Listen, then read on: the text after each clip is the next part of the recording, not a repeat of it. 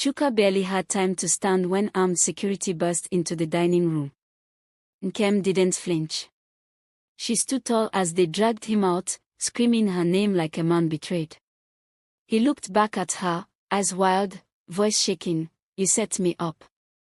You set me up."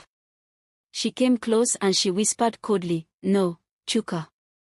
You set yourself up the day you chose greed over love." But to truly understand how this moment came to be, we must return to the very beginning. Everyone gasped when Nkem walked into the wedding hall with him, tall, smooth-skinned, with the smile of an angel and a presence that made men shrink. She was Nigeria's youngest female billionaire, heir to a multi-oil empire, and he was a nobody from nowhere, or so they thought. He stood beside her like a quiet shadow, holding her hand gently, eyes downcast like he couldn't believe his luck. But hidden behind those soft eyes and polished manners was a deadly plan, a secret that would soon tear through her life like a blade through silk. After the honeymoon, the staff began to whisper, strange things went missing, documents misplaced, cameras mysteriously turned off. But Chuka would simply smile, flash his perfect teeth, and ask if they needed help searching. Nkem never suspected a thing. She was too lost in the fantasy of finally being loved, while Chuka was already plotting how to cut her off from everything she owned, one signature at a time. He waited until the stormy night when her fathers will arrive from London. Nkem, sipping wine in her robe, handed it to him to read, trusting him with every word. He smiled, kissed her forehead, and read it aloud sweetly. But deep inside, he wasn't reading.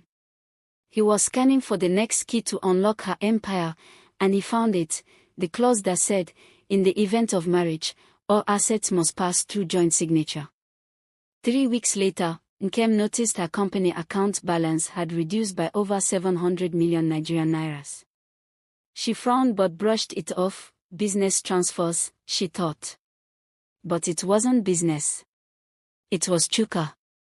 He had duplicated her signature. He had studied her pen grip at night while she slept beside him, memorizing her every stroke, and now, he had begun to move money like it was his own. One morning, the maid stumbled on him in the study, practicing Nkem's signature on an old envelope. He turned quickly, his smile now sharp, like glass. "What you saw, you didn't see," he whispered, handing her a bundle of cash that would take her 5 years to earn. She nodded, trembling, and the next day, she was sent to Ghana with a sudden transfer letter. An old family friend visited Nkem and left a small envelope with her, a letter her father had written 2 years before his death, warning her never to let love blind her judgment. Nkem read it late that night, tears trailing down her cheeks. She looked at Chuka, fast asleep beside her, and for the first time, a chilling doubt crept into her chest like a cold fog. Nkem's company used a digital vault, one that required facial recognition and a second password only she knew. Or so she thought. That night, Chuka tried it. And it opened. Her heart nearly stopped when she checked the logs the next morning and saw it, a successful entry at 2:13 a.m. while she was in bed. A message popped up on Nkem's private tablet, a woman's voice note calling Chuka baby, asking when he was returning to Abuja. She froze. Her hands shook as she tapped the number. The photo was there. A pretty, curvy woman with a baby strapped to her back, the caption read, "My king, forever." Chuka added a new jar of honey to the pantry, one Nkem didn't remember buying. He insisted it came from his village, natural and healthy. That night, Nkem took a spoonful in her tea and blacked out halfway through a board meeting the next morning. No one connected it. But Chuka stood by her hospital bed with the same soft smile, holding her hand like he was the one who almost died. The driver, Okon, had been with Nkem's family since she was a child. He saw too much. Too many night runs, too many phone calls Chuka made in hushed tones. Okon wrote everything down in a small diary hidden under his seat cushion. But just before he could give it to Nkem, his brakes failed on 3rd Mainland Bridge, and his body was pulled from the lagoon the next morning. Before his death, Okon had installed a tiny hidden camera in the study, the only room Chuka always locked. It was disguised inside an old photo frame. Nkem discovered it by accident while cleaning and played back the recordings. Her scream echoed through the empty house when she saw Chuka whispering on a call, "Once I gain access to the last trust fund, she's finished." Barrister Ugochukwu, her late father's closest ally, called her for an urgent meeting. He had received an anonymous envelope containing forged company documents with both their names. He looked Nkem dead in the eye and asked, "Are you sure this man isn't trying to erase you from your own empire?" Her stomach turned. Deep down, she wasn't sure anymore. In Chuka's old gym bag, Nkem found a second phone, one he never used around her. It had no fingerprint lock, just a basic pin she cracked easily. What she found shook her: dozens of texts, voice notes, and bank notifications, all linked to offshore accounts in Mauritius. All tied to her companies. She dialed the last number saved as JN. A man's voice answered. "Code. Business-like. Tell Chuka we need the final documents or the deal's off. We are not paying for half work." Nkem hung up, heart racing. It wasn't just betrayal. It was an organized setup, and she was the target. Nkem returned to her doctor to ask about the fainting spells. He looked uncomfortable. Hesitant. Then he said something strange. "Madam, your husband asked us to send all results to him only. He said you didn't like seeing medical reports." Her eyes widened. She had never said such a thing. Her blood ran cold as she asked for the files. He paused. "More, they're gone." Behind a loose tile in the guest bathroom, Nkem found a USB flash drive. Labeled in handwriting, "If anything happens to me." She inserted it into her laptop. It was a video, her father, recording from his hospital bed. "Your mother died because of trust. Don't make the same mistake, Nkem. If a man asks you to sign what you didn't read, run." Chuka presented her with a new investment document. "Baby, I just need your signature so I can represent your interests in Dubai," he said, kissing her shoulder. She smiled sweetly, took the paper, and quietly slid it into her bag.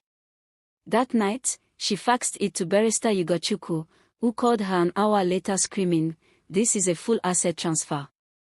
He wants to wipe you out." Nkem pretended to travel to South Africa for a business summit. In truth, she booked a hotel in Lagos and watched everything through her security network. By day 2, Chuka was in her office chair, calling someone. "It's done. By Friday, the trust will be emptied, and we disappear." Nkem's hands tightened around her teacup. She returned home quietly, pretending everything was fine. She cooked his favorite food, wore the red gown he loved, even kissed him longer that night. But every move was recorded. Her room was wired. Her security team was on standby. Nkem had stopped being the victim and started becoming the hunter. She asked him casually over dinner, "What would you do if you lost everything tomorrow?" He chuckled, sipping wine. "Simple, I'd take yours." Then he laughed. Carefree. Mocking. Nkem stood up slowly, dropped a small recorder on the table, and whispered, "That's all I needed." His smile vanished. Chuka barely had time to stand when armed security burst into the dining room. Nkem didn't flinch. She stood tall as they dragged him out, screaming her name like a man betrayed. He looked back at her, eyes wild, voice shaking. "You set me up. You set me up." She came close and she whispered coldly, "No, Chuka. You set yourself up the day you chose greed over love." Investigators found more than anyone imagined: shell companies in Dubai, real estate in Cyprus, crypto wallets worth billions, all funded by Nkem's stolen assets. And worst of all, a prenup Chuka had secretly destroyed. He had planned this for years, right down to forging her handwriting for a new will. The courtroom was packed. Nkem sat in silence as her lawyers listed every fraud, forgery, and theft Chuka had committed, her heart steady, ice cold. Chuka tried to act remorseful, but his arrogance leaked through. When he smiled at her from the dock, she knew he still thought he could win. Until the judge spoke. Chuka Umar, the judge said, "You are hereby sentenced to 35 years in prison, with no option of parole for the first 25. The courtroom gasped. He collapsed in the box, sobbing. But Nkem didn't move. Not a blink. Justice wasn't joy. It was survival. Months later, Nkem received a handwritten letter from prison. It was from Chuka. "I loved you," it read. "But I loved power more. I didn't know they'd both cost me you." She read it once and locked it away. She wasn't ready to forgive, but she had finally let go. One quiet evening, Nkem's security alerted her of a woman standing at the gate, refusing to leave until she saw her. She said she knew the whole truth. Nkem walked out slowly and froze. The woman held a baby, looked barely 20, and whispered with tearful eyes, "I'm his sister. And I need to tell you what Chuka never did." Chuka was not born Chuka. He was Emeka, a boy whose parents died in a landlord dispute gone wrong. He grew up in the streets, bouncing from house to house. The woman told stories of hunger, of sleeping in abandoned buses, of watching her brother promise he would never be powerless again. That's when Kem understood. He didn't marry her, he hunted salvation. 2 weeks later, an anonymous email landed in Kem's inbox. A video of her home, zoomed in from a drone, followed by a chilling message, "You took our blood. We take your breath next." Her security traced the IP. It came from inside Nigeria, but not from prison. Someone else was working with Chuka, and they weren't done. A second attack came fast.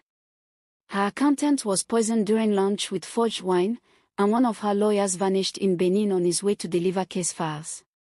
The police opened a special investigation. Nkem doubled her guards, but still, she knew, Chuka's empire didn't collapse, it scattered.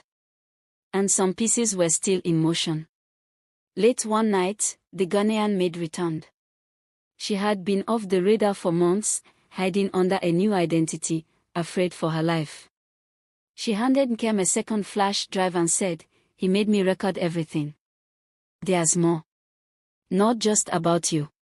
About your father's death. And who really ordered it?" Nkem locked herself in her room and played the video. Her father's voice was calm, measured, but it was the conversation in the background that shattered her. A familiar voice, young and smooth, said, "If the old man dies before the marriage, we lose everything. We need to act faster." It was Chuka. Months before they even met. The next morning, Nkem dialed the number from the maid's file, a man listed only as a client Z. He answered instantly, as if expecting her. "You're late," he said. "I warned him you were smarter than the rest. You survived. Now it's your move. But you're not safe. Not yet." A deeper audit into her late father's assets revealed something terrifying. Someone else had access to the master keys of her real estate empire. A ghost shareholder. The name on the legal file. Chuka's real name, Emeka Okoye. Signed months before she ever met him. It was all a setup from the beginning. Barrister Ugochukwu's assistant was caught transferring confidential legal files to an untraceable email. He had been paid to leak. Nkem confronted him personally. He broke down, screaming, "They said if I didn't help, I'd disappear like Okon." She realized her circle had been compromised all along. The maid gave Nkem one last clue, a floor panel in the house Chuka always kept locked. Beneath it was a room, soundproofed and empty, except for a chair, a desk, and a folder labeled Phase 2. Inside were documents that showed blueprints to every estate, security override keys, and a list of names, hers included, each with a price tag next to them. Determined to track every last trace of Chuka's network, Nkem used anonymous calls to flush out names from the file. Some denied everything. Others begged for mercy. But one, a retired banker in Calabar, told her plainly, "You're not just fighting Chuka. You're fighting the system that created him." Nkem traced one of the names to a prison in Kaduna. A man who once shared a cell with Chuka. When she visited, he told her something that made her knees go weak. "Chuka didn't just want your wealth. He wanted revenge. He believes your father stole his family's land 30 years ago. That marriage. It was war in disguise." Before Nkem could contain the fallout, one of the compromised aides leaked the entire story to the media: her marriage, the scam, the betrayal, even the murder suspicions. Overnight, her name trended on every platform. Some called her a victim. Others said she was stupid. But the worst part? It wasn't over. It had just begun. Her younger brother, Kin, was kidnapped on his way to school. The only message she received was a photo, a blindfolded face, bruised, with the words, "1 billion or we end him." Nkem dropped the phone. The war had left her home and entered her bloodline. It was no longer about money. It was about power. And pain. Then came a letter from Chuka. Handwritten. No apology. Just a single line: "You still think I'm the villain. But this was never just about you." Nkem stared at the words, her jaw clenched. "Then I'll burn your whole legacy to the ground," she whispered. "You started this. I finish it." Desperate for leverage, Nkem opened her father's last known safe deposit box in Victoria Island. Inside were 3 cassette tapes and a small silver key. The tapes were old surveillance recordings.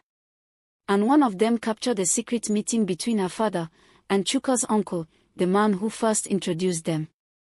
In the video, her father said, "If I die, make sure she marries someone who can protect her."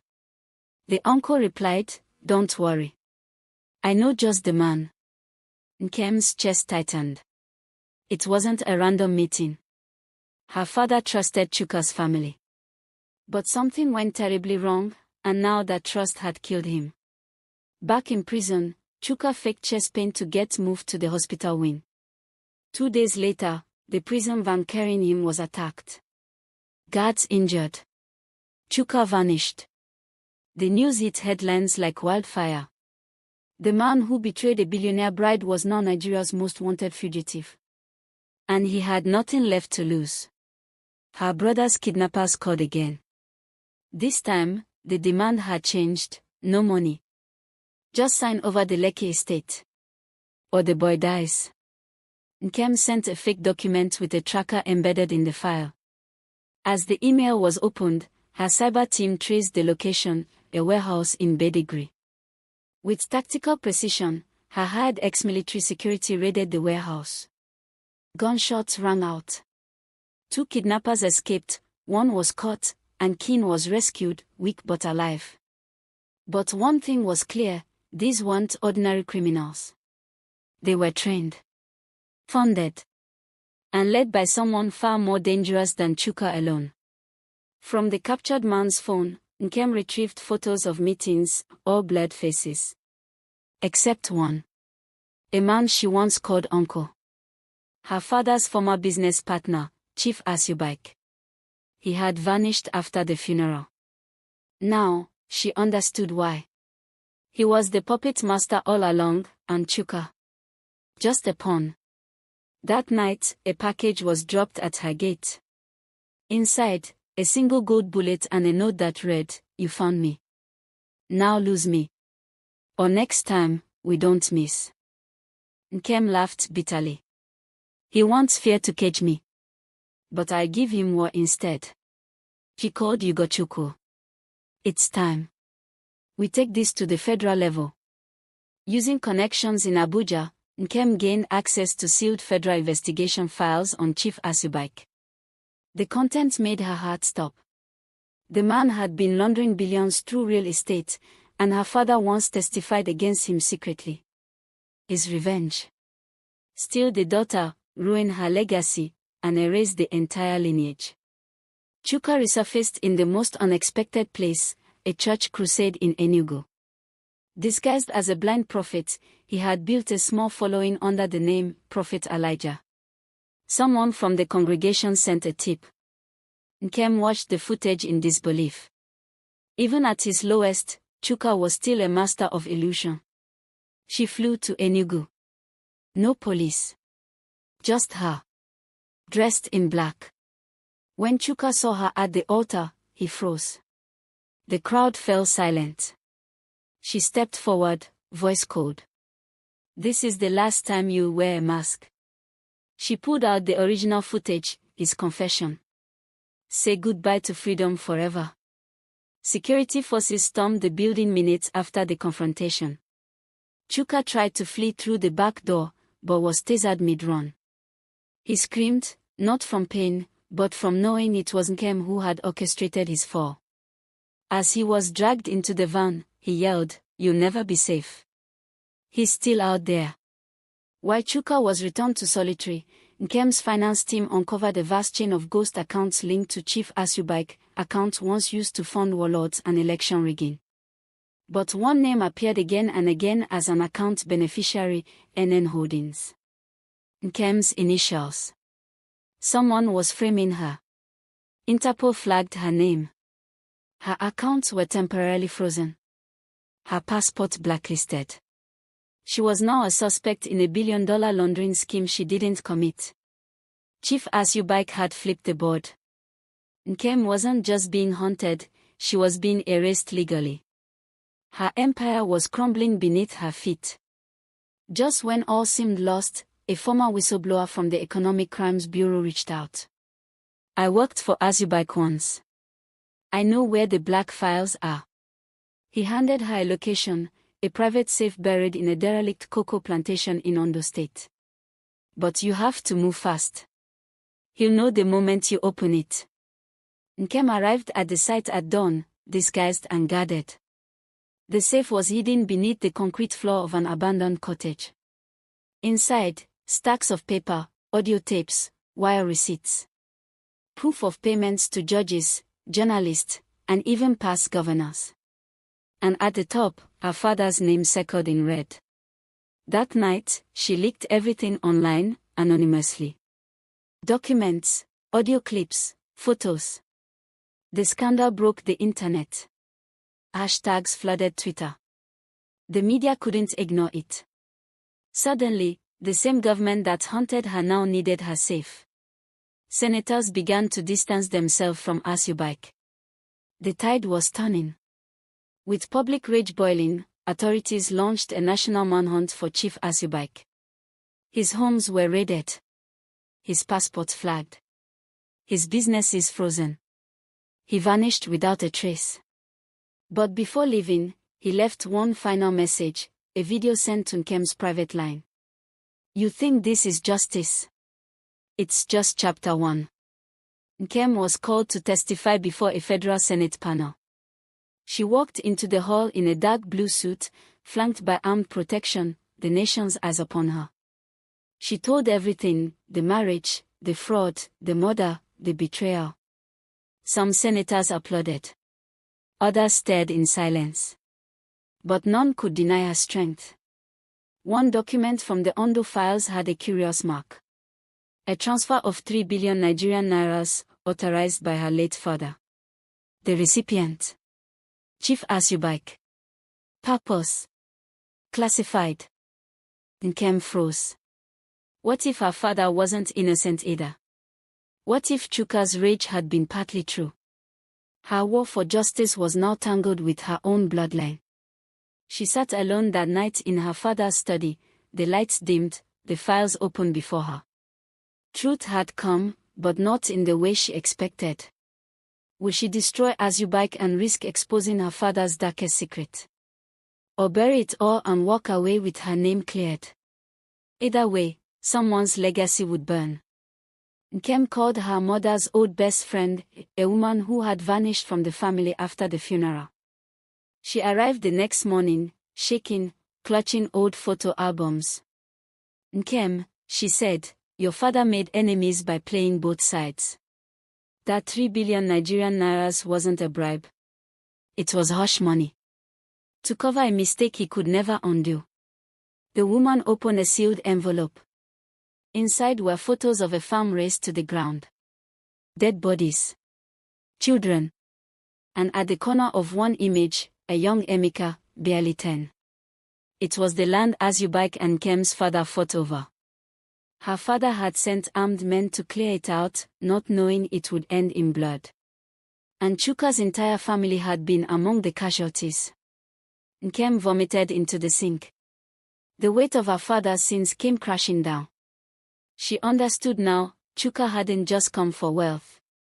He had come for justice, in his own twisted way. And yet, none of it justified the lies, the poisoning, the betrayal. She had to end it, but not with revenge. With revelation. She booked a global interview. Prime time. 1 hour. 1 mic. No rehearsals. The world watched as she revealed the full truth, her rise, her fall, the crimes, the cover-ups, even her father's part. People wept. Some cursed.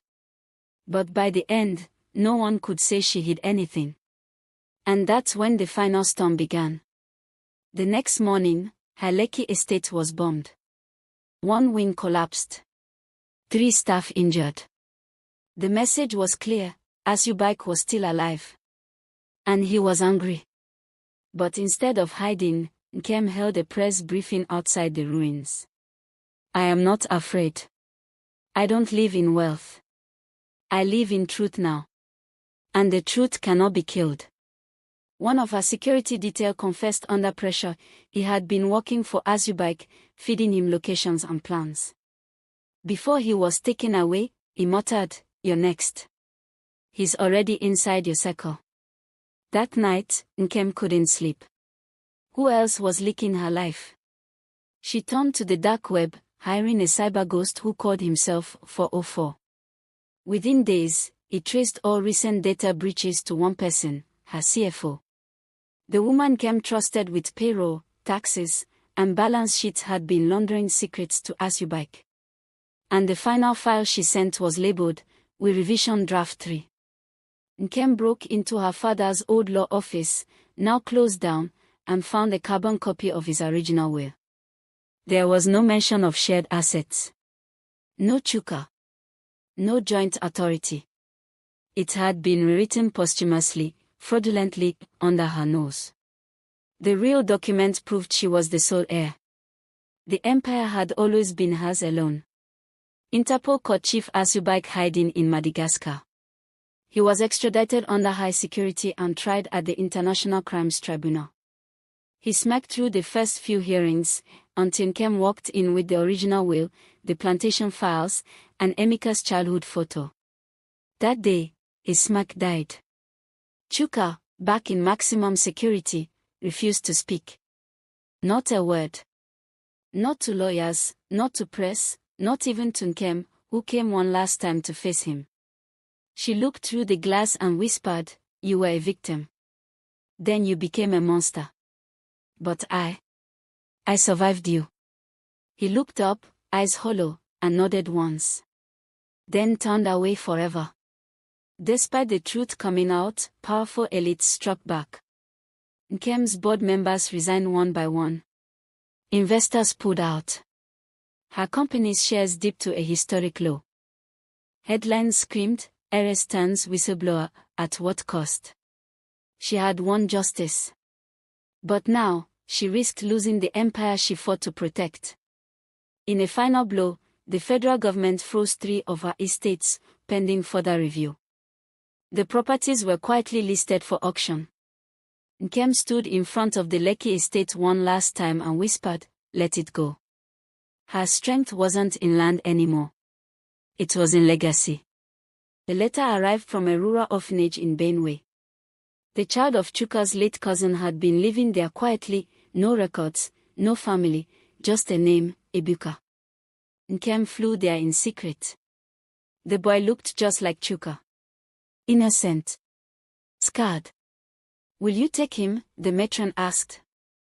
Nkem's eyes filled with tears. "He's already mine." She started small, a school for children of fallen oil workers. Then a scholarship fund for victims of property injustice. Then a legal center for widows. The press began to shift. Nkem rebuilds from ashes. But she wasn't doing it for headlines. She was doing it for Ebuka. And for herself. At the launch of her new education center, a man approached in a faded suit. He didn't speak, just handed her a Bible. Inside was a folded note. "Forgive him," it read. "So you can breathe again." There was no signature. Just a tear mark on the page of Psalms.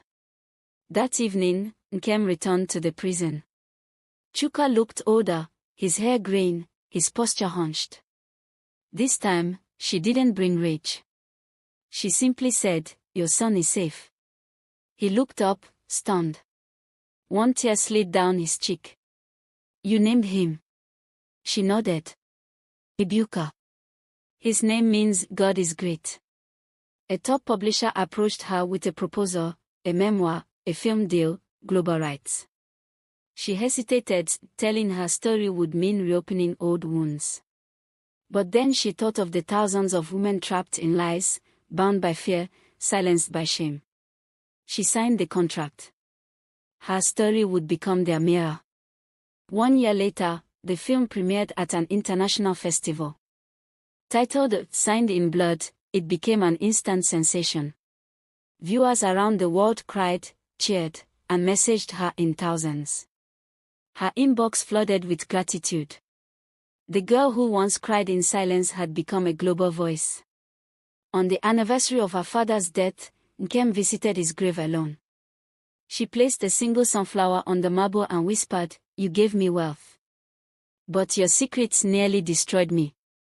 Then she added softly, "I forgive you. But I will never forget." As she walked away, the breeze carried away the last burden on her heart. She began writing it on a quiet evening. A letter for when he turned 18. "Dear son, I chose to raise you in truth so you never have to avenge a lie. I lost everything, wealth, safety, even love, but I found myself. And you? You are my peace." She sealed the letter with her initials and a prayer. At a private fundraising gala, an unfamiliar face stood in the crowd, a foreign journalist from Al Jazeera. He requested a private interview. When Nkem agreed, he showed her documents that made her breath catch, sealed records from Dubai, properties Chuka had bought using stolen funds. One of them bore her name. The journalist explained the buildings were now seized under international anti-fraud laws. But if Nkem didn't clear her name soon, she could still be tied to money laundering abroad. She booked a flight. Quietly. No staff. No press. Just her and a slim briefcase filled with proof. This time, the truth had to travel. In Dubai, she met with a former Emirati investigator who once handled Chuka's file. He listened, studied the evidence, then handed her a flash drive. Inside, audio recordings of Chuka bragging about using Nkem's name to cloak dirty money in clean skirts. With that proof, she could finally erase the last stain. 2 weeks later, Dubai officially cleared her name. Her name was removed from all property ties and blacklist. Her passport was restored. As she walked out of the consulate, the sun hit her face. For the first time in years, she was truly free. Back in Lagos, Nkem received a strange call. A trembling voice whispered, "I was there the day your father died. I saw what happened. He didn't fall. He was pushed." She froze. The call ended. No number. No trace. But one name burned in her mind again, to be continued. Please like and subscribe. This channel is new, but the story is powerful. What you just watched is only a small part of a deeper, emotional African folktale about ambition, sacrifice, and consequences. Subscribe now so you don't miss the part 2 dropping on Monday, January 5th, 2025. Like to support my hard work. Comment if you believe dreams should never be built on darkness. Your support means everything. Let's grow together.